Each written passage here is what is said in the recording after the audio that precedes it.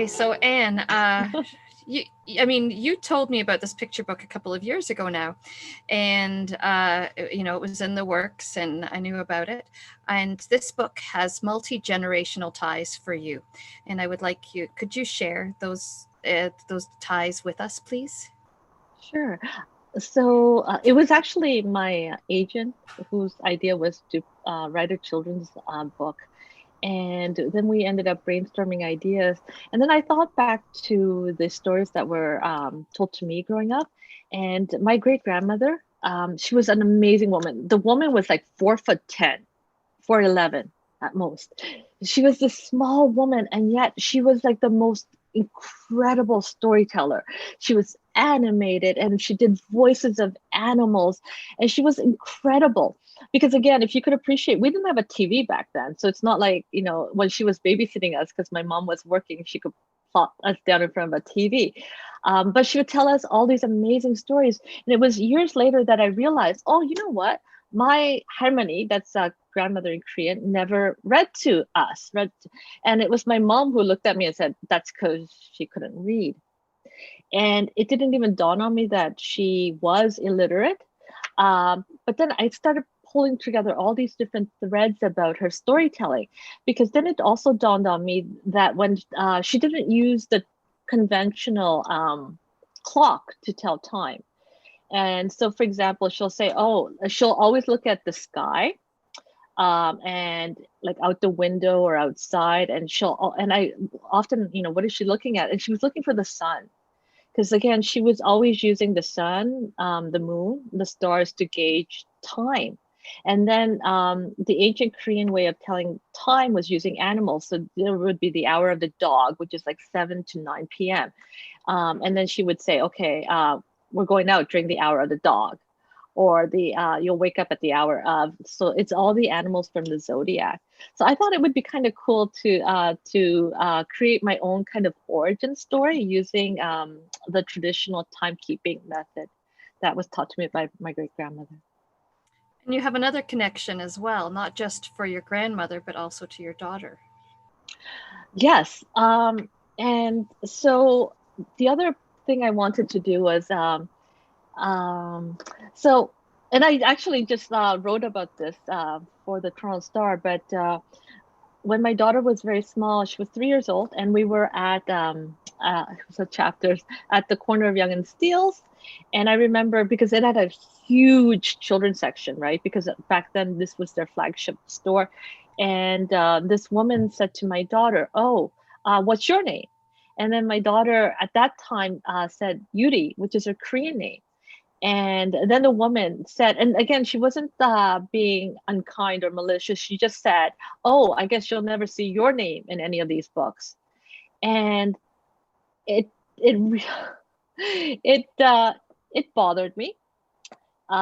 It really hit me that my daughter's experience will likely mirror mine. Oh, and you know what? I think you're seeing on screen.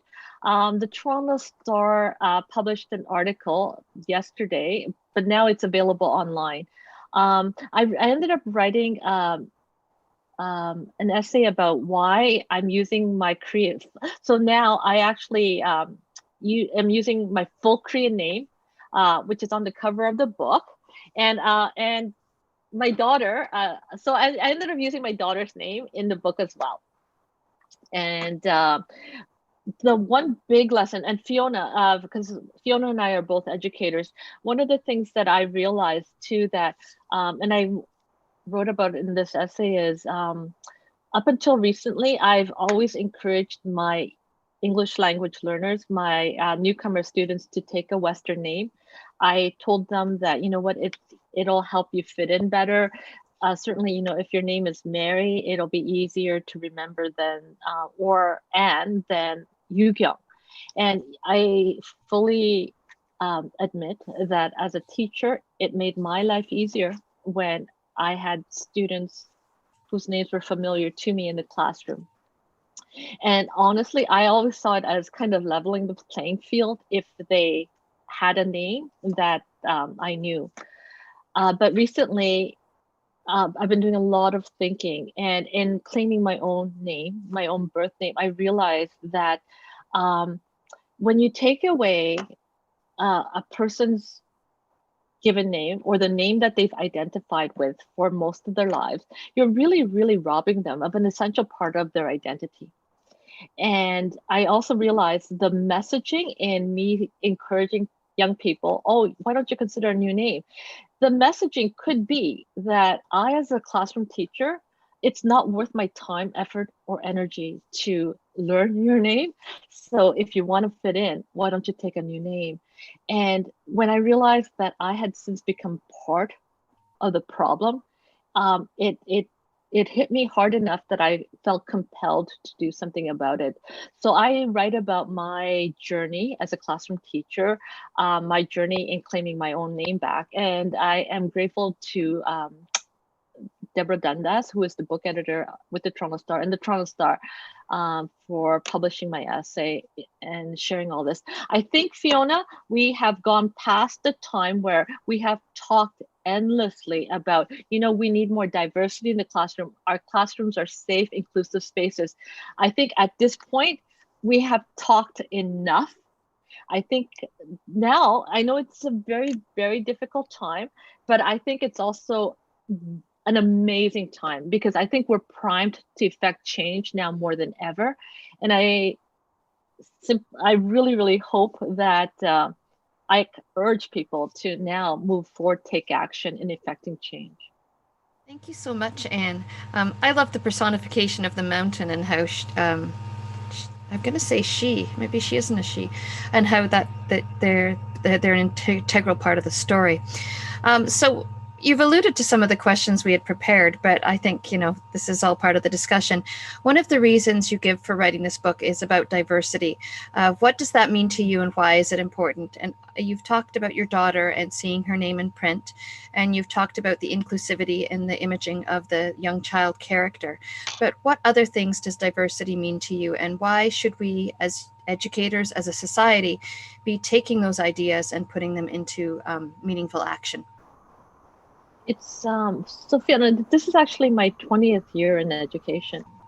And I think for certainly the beginning, and I became a teacher in my mid 30s, right? And I really wanted to be a teacher. I'm one of those, because I've worked in publishing before that. I worked as an editor and I really enjoyed that. But I remember the day my daughter was born and the month after that, when you're a small kid, you feel like, okay, I can do anything and I want to change the world.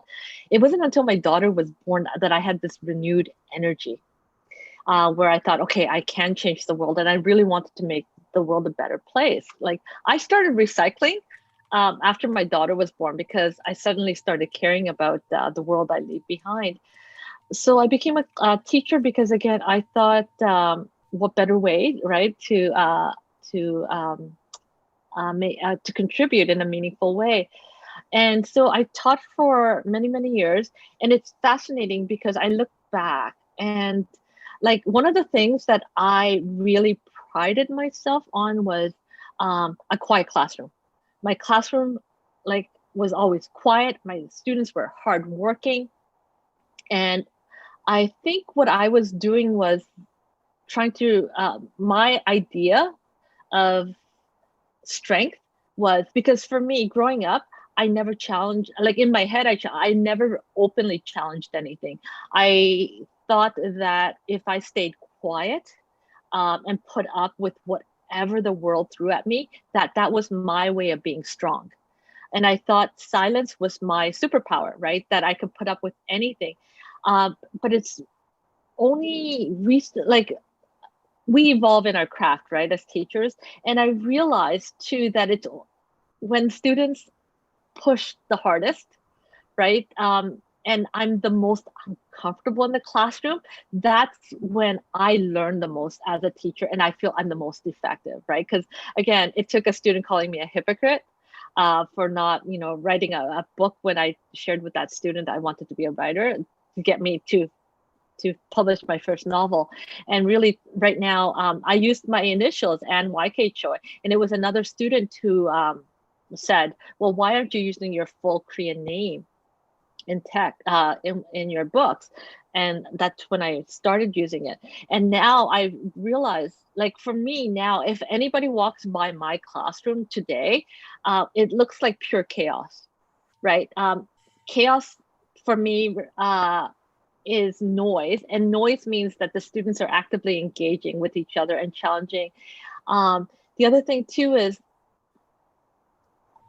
my daughter graduated high school. What she read in school mirrored what I read in school. So my whole take on diversity has really done a 180 now. I want my students to challenge. I myself am challenging the text that I'm teaching in school.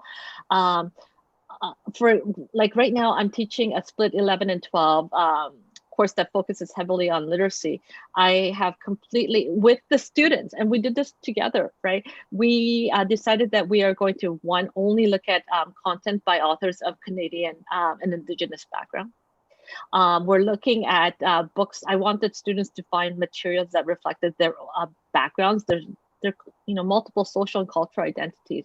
So for me, the whole idea of diversity and looking at diverse books, and I just want to now move past the rhetoric and the talk. I just want to see action put into place.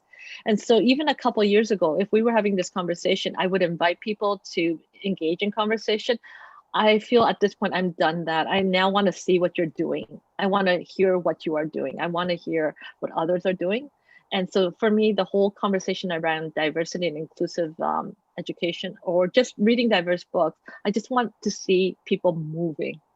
We can't keep standing still forever.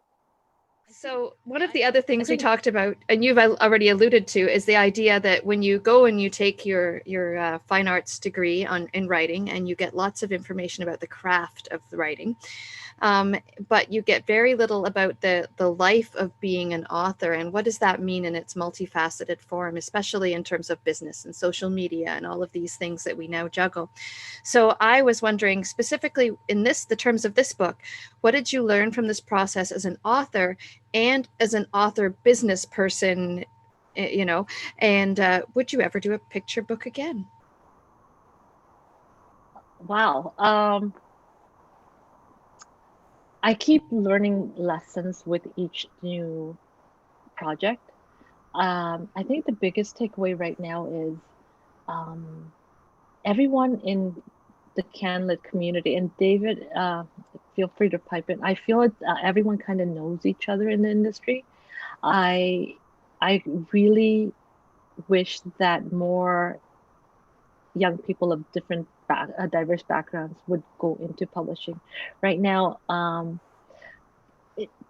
the one thing that I've really realized is it's hard to go in through the front door of anything. The gatekeepers are editors, publishers. Like if you think about, like even the fact that I published an article in yesterday's Star, that means somebody let me publish it.